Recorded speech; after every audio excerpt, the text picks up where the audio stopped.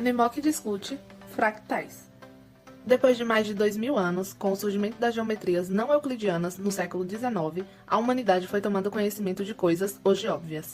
Não há verdades absolutas, a geometria euclidiana não é intrínseca à natureza, há outras maneiras mais adequadas para o seu conhecimento. O emprego na relatividade da geometria de Riemann ilustra muito bem o que escrevemos. Antes dela, surgida no ano de 1854, era inconcebível aceitar sua ideia fundamental. A propriedade de ser ilimitado, o espaço não implica que ele, o espaço, seja infinito e daí a postulação de retas paralelas com pontos comuns. Com o advento do computador, a matemática adquire uma dimensão experimental. Antes dele, as estruturas que existem apenas na mente do matemático eram inacessíveis ao não matemático. Agora, com a ajuda desse poderoso instrumento, podemos visualizá-las. Podemos situar o início dos sistemas complexos dinâmicos no início da década de 1920, com os matemáticos franceses Pierre Faton e Gaston D'Illia.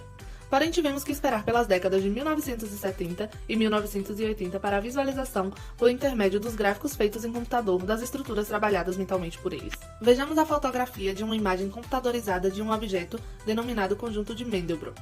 Esse é um exemplo de classe de objetos conhecidos por fractais. Da observação dessa foto, salta à vista imediatamente a abundância de curvas irregulares e contínuas, porém sem tangente em qualquer um de seus pontos. Galileu, ressuscitado hoje, ficaria estarrecido na presença delas. Mais ainda, seu espanto seria imensurável ao saber que seu estudo sistemático pertence a uma nova ciência, a geometria fractal. Observem como tais curvas apresentam ramificações, rugosidades, em qualquer escala de comprimento. Essas propriedades servem para caracterizar uma classe de objetos denominados de fractais. Porém, para aprofundarmos mais o assunto, temos que recorrer a outros conceitos. Todos estamos acostumados desde crianças a ouvir a palavra dimensão nas mais diversas situações. A dimensão desta sala, a dimensão de um campo de futebol e assim por diante. Uma primeira ideia de dimensão diz o seguinte: um contínuo tem n dimensões quando podemos dividi-lo por meio de cortes também contínuos de n-1 dimensões. Assim, aceitamos que o ponto tem dimensão 0 e essa é uma convenção compatível com a existência dos números irracionais, a reta dimensão 1, o plano dimensão 2, o espaço dimensão 3, o espaço-tempo dimensão 4. Chegamos até os espaços de dimensões infinitas, estudados na álgebra linear e de grandes aplicações da mecânica quântica. A esse tipo de dimensão, dá-se o nome de dimensão topológica. Para caracterizar um fractal, é preciso recorrer a outros tipos de dimensão. Fixemos na seguinte, que chamaremos de dimensão fractal, df. Como ilustração, utilizaremos a curva de Koch. Em A, o segmento AB unitário é dividido em 3 segmentos equivalentes, R igual a 3. O segmento do meio é transformado em 2 outros, visualizados em B, onde surgem N igual a 4 novos segmentos.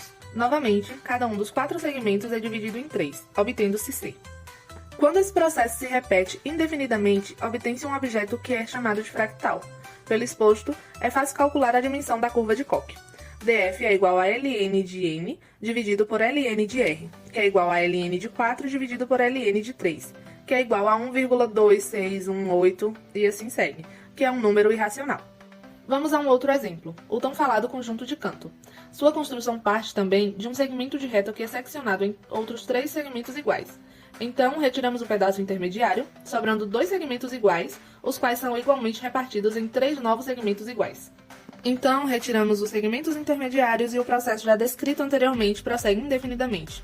Após infinitas operações realizadas, temos o conjunto de pontos que restaram. Analogadamente com o processo da construção do conjunto de Koch, é fácil calcular a dimensão fractal do de Cantor. df é igual a ln de 2 dividido por ln de 3, que é igual a 0,6. Esses 2 processos de construção, tanto o conjunto de Koch como o conjunto de Cantor, são processos limites, e assim estão envolvidos em 2 infinidades.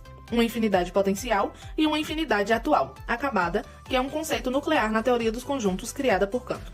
Outra observação importante é que com a dimensão fractal, que geralmente resulta em um número não inteiro, estamos tentando quantificar uma qualidade característica dos conjuntos fractais, que é a sua rugosidade e regularidade. E mais uma vez, a precisão se transforma em aproximação, embora uma aproximação tão próxima da certeza quanto se queira. Portanto, a ideia básica e característica de um fractal é ele estar envolvido em um processo limite, surgido de outros processos representados pelas interações infinitas. A autossimilaridade, isto é, a invariância do sistema sob transformações de escala, é outra característica do objeto fractal. Aqui, convém ressaltar o seguinte: para exemplificar, basta considerar os coloides, isto é, substâncias divididas em partículas infinitesimais.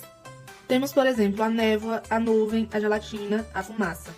Se de uma nuvem, que consideramos como a totalidade, tirarmos um pedaço, por mais infinitesimal que seja, esse pedaço continua sendo uma nuvem. Assim, o todo persiste em qualquer uma de suas partes.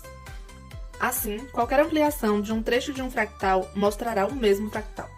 Algumas pessoas mais desavisadas poderão dizer que as curvas mencionadas são curvas artificiais, e daí a pergunta inevitável: e a natureza apresenta algo similar a tal artificialismo? A resposta é afirmativa, a qual mostra a importância da geometria fractal. A analogia entre o movimento browniano de uma partícula, isto é, a agitação de qualquer pequena partícula em suspenso num fluido, que é um acontecimento natural, e a curva de Weierstrass, uma criação artificial de um matemático, já foi ressaltada por Jan Perrin.